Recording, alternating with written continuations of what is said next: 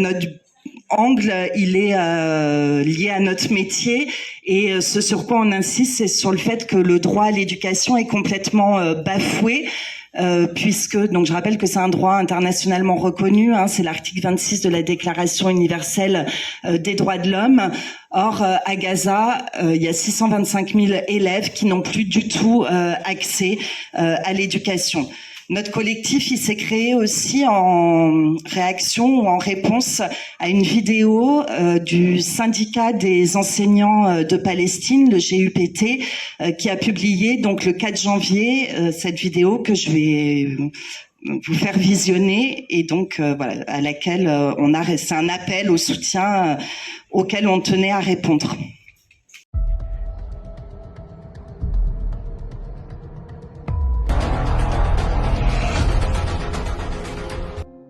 الزميلات والزملاء الأعزاء، إلى كل المتضامنين مع شعبنا الفلسطيني، هذه رسالتنا لكم من الاتحاد العام للمعلمين الفلسطينيين.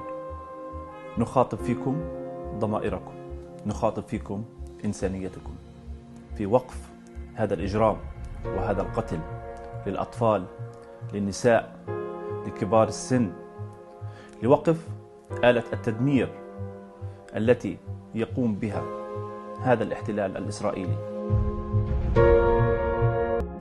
قتل، تدمير لكل مظاهر الحياة في قطاع غزة. لم يبقى هناك شيء في غزة. التربية والتعليم لم تكن بعيدة عن هذا الدمار. هناك سياسة ممنهجة يقوم بها الاحتلال الإسرائيلي تجاه تدمير كل مقومات الحياة، فكان استهدافا واضحا لقطاع التربية والتعليم.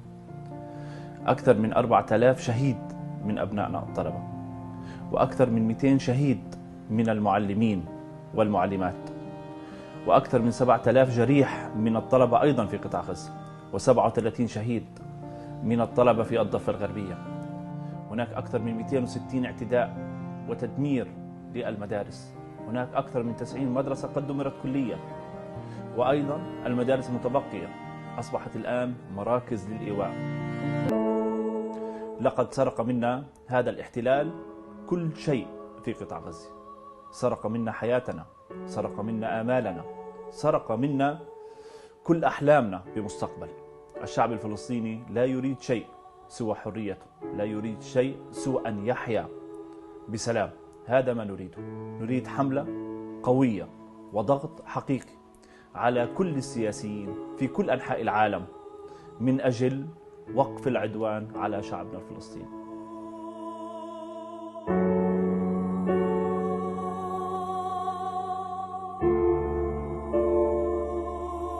Cette vidéo est datée du début du mois de janvier. Bien évidemment, la situation a encore empiré à Gaza. Donc, on essaie de relayer les informations qu'on a. Donc, tous les mardis, le ministère palestinien de l'éducation met à jour les chiffres des morts sur Gaza. Donc, bien évidemment, dans tous ces massacres, alors vous avez sans doute entendu que sur ces derniers mois à Gaza, plus d'enfants ont été tués qu'en 4 ans de conflit dans le monde entier. Donc, les élèves et les étudiants sont particulièrement touchés, mais sont aussi touchés tous les personnels de l'éducation. Donc, ce sont vraiment des chiffres effarants. Et pour nous, ce ne sont pas que des chiffres, parce que souvent il y a une certaine froideur dans les chiffres, et il faut bien voir que derrière ces chiffres, ce sont des personnes. Karim Katan, un écrivain palestinien, avait publié un texte dans Mediapart le 9 novembre qui s'intitulait « Gaza n'est pas une abstraction ». Donc effectivement, Gaza n'est pas une abstraction, comme il le dit, il dit « Gaza n'est pas une abstraction, mais des lieux, des vies et des personnes qui disparaissent sous des bombes ». Donc c'est important de donner chair à ces enseignants et à ces enfants, ces étudiants, ces élèves qui sont morts. Et voilà, c'est pour ça qu'on a créé ces portraits que vous avez pu voir aussi dans la salle. Par rapport au personnel enseignant, on voudrait faire un petit focus sur les universitaires. parce que effectivement il y a eu énormément d'universitaires tués. Donc vous venez de le voir, 3 présidents d'université et plus de 95 collègues. Et ce qui est noté sur ces universitaires, c'était que c'était des attaques ciblées sur leur domicile. Donc il y a véritablement une volonté délibérée. Donc ils sont morts et leurs proches aussi, puisque leurs domiciles ont été directement ciblés. Parmi les personnels enseignants qui ont été tués ces derniers temps, il y a aussi des agents de l'État français. Donc ici c'est Rami Fayad. Donc Rami Fayad, c'était un professeur de français de l'Institut français de Gaza et il est décédé le 9 février parce qu'il était malade et qu'il n'a pas pu se traiter compte tenu de la situation du système de soins à Gaza. Il n'a pas été traité, mais il n'a pas non plus été évacué. Donc alors que c'est un agent de l'État français en Palestine. Donc on dénonce bien évidemment que cet enseignant ait été abandonné à son sort.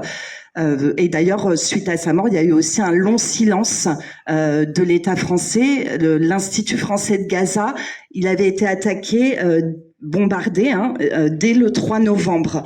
La France avait demandé des explications à Israël, mais on en a ensuite plus jamais entendu parler. Et en fait, il y a d'autres agents de l'État français qui étaient morts avant Rami Fayad. Donc un animateur vacataire, Mohamed Kouarekha, était mort le 17 octobre lors d'une explosion dans un hôpital alors qu'il apportait un soutien psychologique bénévole à des enfants hospitalisés. Et un autre professeur de français vacataire de l'Institut français, Fatia Falit, était décédé dans le bombardement de sa maison le 12 octobre.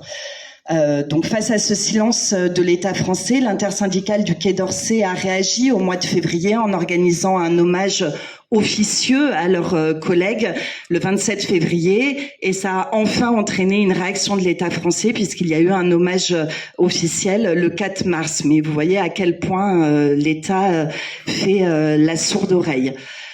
Il n'y a pas que les personnels qui sont attaqués, vous l'avez vu dans la vidéo, les infrastructures scolaires ont énormément souffert. Je rappelle que c'est des biens qui sont protégés par le droit humanitaire international, donc qui ne devraient pas du tout être frappés. Dès le 27 octobre, l'UNESCO appelait donc à l'arrêt immédiat des frappes contre les établissements scolaires. Cet appel, comme d'autres appels d'ONG, est resté bien évidemment lettre morte. Donc au niveau des chiffres, c'est pareil. Le ministère de l'Éducation palestinien publie les chiffres tous les mardis. Et très récemment, l'ONU a enfin aussi publié un rapport sur ces destructions d'établissements scolaires à Gaza, en s'appuyant sur des données satellitaires. Donc là, il n'y a vraiment pas moyen de remettre en cause ces chiffres. Et donc, vous les voyez, d'après les données satellitaires, c'est plus de 80% des écoles de Gaza qui sont endommagées, 53 complètement détruites. Ce qui aboutit au fait que 67% des écoles de Gaza auront besoin d'une reconstruction complète ou de travaux de réhabilitation importants pour redevenir fonctionnelles. Donc il y a véritablement une destruction complète des infrastructures scolaires. L'ONU ajoute que 212 de ces écoles ont été directement touchées. C'est-à-dire qu'on ne peut vraiment pas parler de ces fameux dommages collatéraux. Ce sont des bombes qui ont directement atteint ces écoles. Par ailleurs, on le voyait dans le reportage, 133 écoles étaient devenues des refuges. L'ONU constate que sur ces refuges, sur ces abris, près de 60% ont été soit directement touchées, soit endommagées. Donc même quand les écoles ont été transformées en refuges, elles ont continué de subir ces frappes. Donc le lieu n'a jamais été sanctuarisé. Donc là encore, je vous propose un petit focus. Ah non, alors je vais ajouter ça. il y a quelques instants parce que enfin, première publication ce matin, Le Monde publie un article sur justement les hôpitaux, les écoles et les lieux de culte détruits à Gaza en s'appuyant sur les données de l'ONU et sur leur propre recoupement satellitaire. Et donc, vous voyez que les constats sont les mêmes. 527 bâtiments scolaires et universitaires endommagés. Et il donne donc l'exemple d'une école. Donc, effectivement, les données satellitaires ne permettent pas de mentir, en fait. On voit que ces écoles ont été rayées de la carte. Donc je passe maintenant aux universités. Donc vous l'avez vu dès le mois de janvier que les universités avaient été particulièrement ciblées. J'attire votre attention sur deux d'entre elles. Donc l'université Al-Azhar, on voit que c'est particulièrement ciblé parce qu'en fait c'est pas un raid aérien, c'est un raid aérien le 11 octobre, un raid aérien le 4 novembre, un raid aérien le 21 novembre. Donc il y a véritablement la volonté d'anéantir complètement cette université. Et une autre dont vous avez peut-être vu les images, c'est l'université Al-Isra. Donc celle-là, elle a servi de baraquement militaire, donc c'est interdit dans le droit international, et de centre de détention pendant 70 jours. Et au bout de 70 jours, donc le 17 janvier, l'armée israélienne l'a fait exploser en plaçant à l'intérieur 315 bombes. D'accord, et cette explosion a été filmée par les soldats de l'armée et transmise sur les réseaux sociaux. Donc, on voit véritablement cette volonté de détruire un système éducatif dans son ensemble.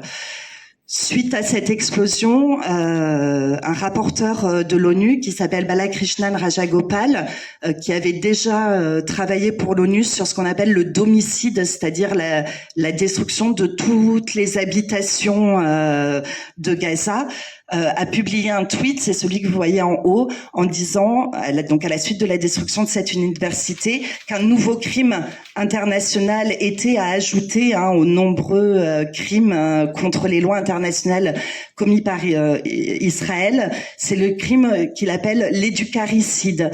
Donc éducaricide ou destruction de l'apprentissage. Voilà comment il désigne ce qui se passe à Gaza. Le 30 janvier, la BRIMS, qui est la Société britannique d'études du Moyen-Orient, a publié une lettre ouverte adressée au Premier ministre anglais. Et elle fait aussi état de cette destruction du système éducatif. Et son vice-président, Nev Gordon, parle, lui, d'éducide pour désigner cette réalité. Et enfin, il y a un groupe britannique, Scholars for Palestine, qui regroupe aussi des antennes sud-africaines et canadiennes, qui eux parlent de scolasticide. Mais en fait, tous ces termes, éducaricide, éducide, scolasticide, ils désignent une seule et même réalité, qui est cette volonté donc d'anéantir le système scolaire palestinien. Et pourtant, à Gaza, des enseignants continuent coûte que coûte d'essayer d'enseigner. Donc il y a plusieurs reportages qui ont montré ces enseignants qui enseignent à l'extérieur en affichant des documents sur les tentes. Donc là c'est un reportage qui concerne Mohamed Al-Koudari. Et je vais vous proposer un court reportage d'Al Jazeera qui montre un enseignant qui essaie de maintenir malgré tout ce système éducatif, parce que pour montrer à quel point l'éducation est importante pour les Palestiniens, parce que l'éducation c'est une forme de résistance. Donc bien évidemment, on n'a pas trouvé de reportage de chaîne française. C'est pour ça que ce sont des reportages d'Al Jazeera, chaîne interdite en Israël ces derniers jours. More than 500,000 students in Gaza are out of school. But even if the war comes to an end, they won't be able to resume their education. Thousands of them have lost their lives. But for those who have survived Israel's war on Gaza, there are no schools to come back to. Most of the 800 schools have either been completely destroyed or have been turned into shelters for the hundreds of thousands of refugees who have lost their homes. But Raed Abu Taima decided to battle the tide. He turned the library of the Ta'if Male School in Rafah into a classroom. The idea started during my presence here as a curator of the library. It is known that all schools have, since the beginning of the war, turned into sheltering centers. Children started to flock to the library asking if they could borrow some books or stories. Instead of addresses, I recorded tent numbers in the library's borrowers register. With time, a student named Hamza suggested if they could sit and study. And that's how the initiative Light a Candle came about. A team of teachers are volunteering to instruct these children on different subjects. This initiative is 1.5 months old. It was a brilliant idea. Knowledge is the cornerstone of our future. We must continue with our education in order to be able to build our country, our future. We come here every other day. We are taught many subjects: Arabic, science, maths, in addition to literature and poetry. The teachers are also providing the kids with psychological and moral support. This is a great positive impact on children's emotional healing. We're striking a balance between teaching and providing mental and psychological help to children. They are hit with tons of miseries. These young Palestinian students in Gaza are striving to get an education despite all odds. There is not even a pen and paper to write or a story to tell, except for the story of death, destruction, displacement, and starvation. Despite all this gloomy life, we are adamant to continue with our education, to light a candle of hope for our fellow students. While the war in Gaza continues unabated, these children are choosing hope over despair, resilience over defeat, and clinging on to any semblance of a normal life despite the death and carnage that surrounds them. Ali Hashim, Al Jazeera. Et on voulait ajouter un dernier point qui nous semble le corollaire de cet éducide, c'est la destruction du patrimoine culturel à Gaza. Donc là, c'est les chiffres de l'UNESCO au 8 mars qui ont été établis aussi via des données satellitaires. Donc ils recensent 41 sites culturels endommagés. Donc 10 sites religieux, 22 bâtiments historiques, 2 dépôts de biens culturels, 3 monuments, un musée, 3 sites archéologiques. Donc ça touche véritablement tout type de biens culturels.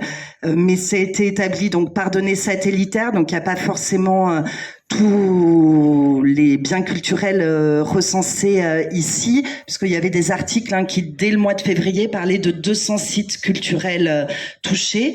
Et là, le 16 mars, la Middle East Studies Association, donc association des études du Moyen-Orient, a publié un article où eux, ils font une liste véritablement détaillée par type de monument, des monuments qui ont été endommagés. Donc parmi les sites religieux, ils constatent 114 mosquées détruites et 200 endommagées. Donc là, c'est la mosquée Omari que j'ai mise. Donc cette mosquée, elle a été détruite par des avions de chasse le 8 décembre. C'est une mosquée qui datait du début du 8e siècle. Parmi les monuments religieux, il y a aussi des églises. 3 églises sont signalées par cet article, et notamment l'église byzantine de Jabalia, qui elle date du 5e siècle après Jésus-Christ. Parmi les monuments historiques, il y a le palais du Pacha, qui était donc aussi un musée et une école, qui date au moins du XVIIe siècle. On peut aussi citer des bains ottomans, comme le Hammam al-Samara, qui a été, lui, détruit le 11 mars. Le ministère palestinien de la Culture publie des images de ces sites et lui, il parle de culturcide ou de culturicide à ce propos. L'article dont je vous parlais au début fait aussi état de tous les centres culturels, les bibliothèques, les maisons d'édition qui ont subi toutes ces attaques. Donc pour nous, c'est connexe parce que ça montre la volonté d'éradiquer une histoire. C'est 4000 ans d'histoire, c'est de l'histoire mondiale. On se souvient peut-être des réactions qu'il avait pu y avoir quand le site de Palmyre avait été attaqué. Là encore, règne un silence assourdissant. Donc éradiquer l'histoire, éradiquer le savoir, éradiquer la culture. donc éradiquer en fait l'identité palestinienne, et donc ça nous semble bien témoigner d'un projet génocidaire, même si certains hésitent encore à utiliser ce terme. Et ce qui montre bien que c'est tout un peuple qui est attaqué, c'est que ces attaques, en fait, on parle beaucoup du front de Gaza, de la guerre à Gaza, on en parle un peu, mais on parle très peu de ce qui se passe en Cisjordanie, et la Cisjordanie est elle aussi touchée. Il y a un second front de la guerre. Donc là, vous voyez le courrier international du 25 mars, titré « Colonisation, Israël effectue la plus importante saisie de terre en Cisjordanie depuis 30 ans ». Donc il y a une colonisation galopante qui se met en place en Cisjordanie, à Jérusalem aussi. Et ce qui va de pair avec cette colonisation, c'est des assassinats. Donc, vous voyez, en Cisjordanie, là, donc les chiffres plus exacts vous seront redonnés par Nathalie tout à l'heure, mais c'est un quart des enfants sur le total des morts. Donc, des assassinats, une augmentation des arrestations, notamment chez les étudiants, aussi chez les enseignants, des déplacements de population et des attaques qui sont menées par l'armée, mais aussi par les colons qui ont été armés. Voilà. Donc, bien évidemment, cette situation, elle a aussi des impacts sur l'éducation. Donc, le ministère de l'Éducation de Palestine ne publie pas seulement les chiffres de Gaza, mais aussi les chiffres en Cisjordanie. Mais pour parler des impacts sur l'éducation, je vais laisser la parole à Rosemary qui a vécu cette situation. Je vous propose juste en transition un petit reportage d'Al. In 5 months of continuous bombing, Israel has destroyed nearly all of Gaza's higher education system. 12 of 19 universities completely destroyed, 95 professors and PhD holders, 231 teachers and administrators, all killed. Of the 88,000 college students, those left alive won't have anywhere to go back to school. Palestinians describe witnessing a parallel and systematic war on education, designed to wipe out Gaza's schools and universities. When you have a live broadcast of the destruction of a complete university, that has one meaning, that you don't want the university to be there. The size of the destruction that we see today in higher education institutions is really something that is unprecedented. In the West Bank, Israel's crackdown is less violent, but still obstructive. Al-Quds University usually teeming with people, all but empty now. Most students told to stay home, to keep them safe from the dangers and indignities of checkpoints and roadblocks. Young adults increasingly profiled and targeted by Israeli troops and settlers since the war began. Every corner of the university has meaning to me and memories, but now I feel that it's just bricks and walls, empty, meaningless. Since October 7th, Birzeit University has seen multiple military raids. Dozens of students rounded up, most without charge. Obvious attempts administrators and students say to silence peaceful protest at a century-old institution with a history of fighting for freedom. Globally, campuses and activism go hand in hand, and Birzeit University here in Ramallah is no different. This is exactly the kind of thing that Israel is trying to stop. A place where young Palestinians are encouraged to think, evolve, and grow, a threat to the status quo. It is an attempt to annihilate the Palestinian influence on the academic world. There is more that Palestine can give. There have even been cyber attacks since the war began, targeting the university's network and servers. This is a serious threat, and we should not underestimate it. One of the human capital Palestinians have is education. And this is really a main pillar in our culture, in our resistance, in our education, how we are raised. You know, education is the most important thing. Israel's motives are clear. Raid campuses, suppress students, crush hopes for a better future by trying to deplete Palestine's greatest resource, its people. Zain Basravi, Al Jazeera, the occupied West Bank.